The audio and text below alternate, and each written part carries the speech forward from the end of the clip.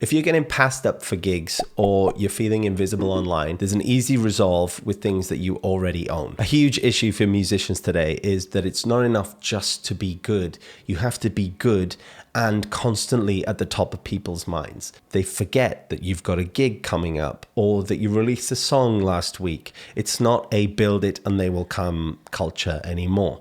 You have to constantly remind people that you built it. Hey, I built this here, come look at it. And because of this, we need to look at everyone's favorite bias, recency bias. Now, recency bias is basically because you saw or experienced something most recently, it's your preferred thing.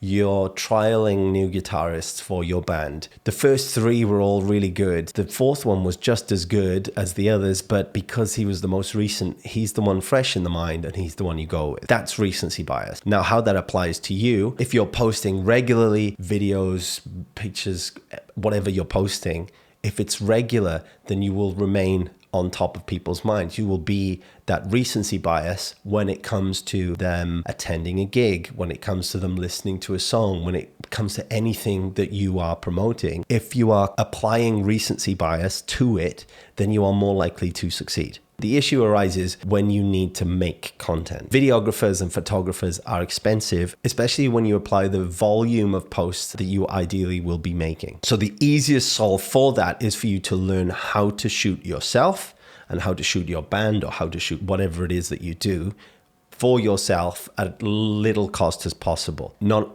everyone has access to cameras, not everyone has access to lighting, not everyone has access to audio gear. However, you do have access to a phone, and that is all really you need.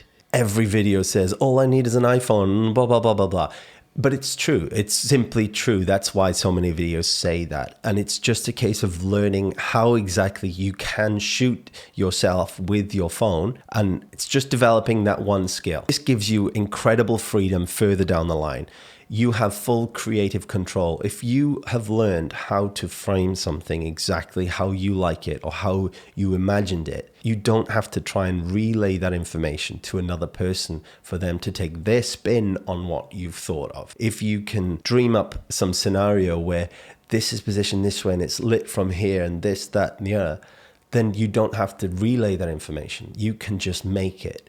And you can make it whenever you want because it's a skill that you've learned and you can just do it. It's a really simple concept, but it's not really simple to learn. There is a lot of trial and error, but you will get it right sometimes along the way. So it's not just you're going to fail forever and then you'll get it. You will get things right and you'll do things that later on you won't like, but it's fine because you'll have learned since then. The key thing to do straight away is use the rear camera of your phone.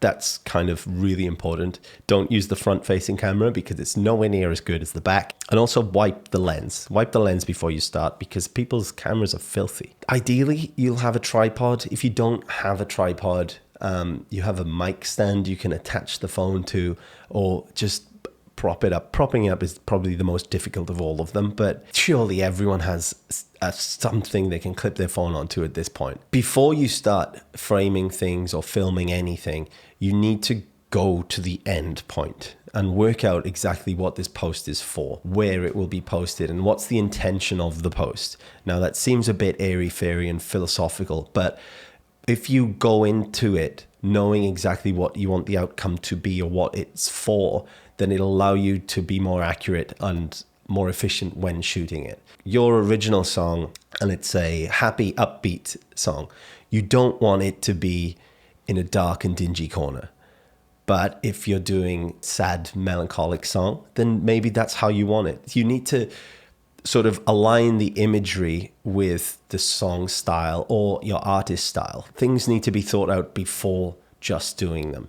Now, sometimes the impulse of just throwing down a camera and recording something can capture something brilliant, but that's just coincidental almost. Once you've worked out what it's for, you need to work out what platform it's also for. If you're doing a full version of your original song, a wide shot to post on YouTube, great, do it like that. Otherwise, vertical is king.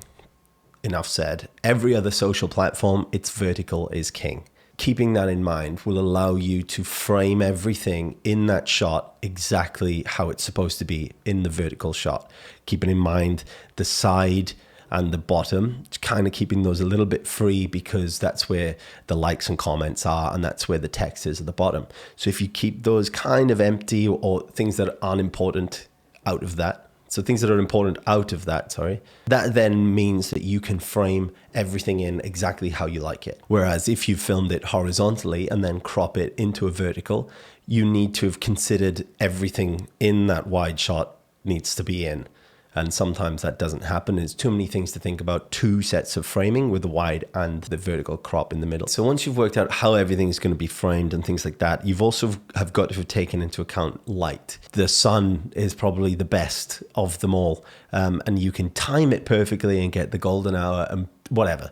There's so many lighting videos online for cheap lights, for just using daylight, for so many different things, how to manipulate light to use to your benefit. If you find a certain style that you like, look up videos on it and how to do them. You'll be able to recreate things incredibly well. And it's just an understanding of how lighting works. I would not be able to deliver that well enough. It's just another case of if you learn how to do that, how you like things, then it just opens up all the possibilities for you. One thing that you will find an issue with if you are only using the phone is the audio quality. This is probably the most important thing as we're dealing with music. If you had to spend money on, or if you could spend money on any aspect of this, I would probably go with this and get something that you can record the audio into directly. You can use my Zoom L8 mixer, records directly onto an SD card. There's plenty of mixers that do something similar. I also have a Zoom H6 that I can plug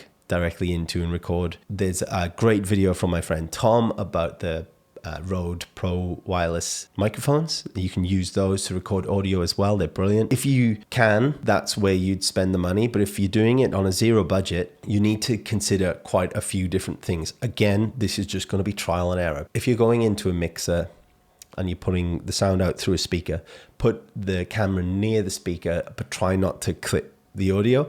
You might have to position it a few different ways, a few different times. Alternatively, if you're just playing guitar and singing directly, you're gonna have to consider how hard you're strumming or how loud you're singing and make sure they balance each other out, because you can't alter that because it comes through as one audio file. So if you're going to mix afterwards and EQ things and chop and change things a little bit, then you can't do that when it's just one audio file. You can't bump up the vocal sound.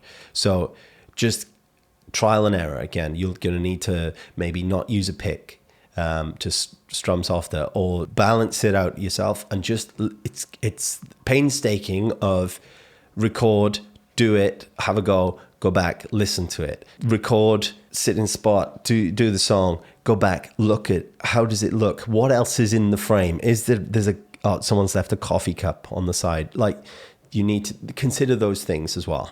And once you have the video, I would recommend taking it and putting it onto a video editing software like a DaVinci or a Premiere Pro or whatever you have access to. DaVinci is free. Rather than editing on the phone, it's kind of limited in what you can do in that way. But you can also get a bunch of VST plugins to edit the audio whilst in something like DaVinci as well, just so you can tidy up the sound that's coming directly into the phone. One of the most important things to remember though, when you're doing all of this, is done is better than perfect.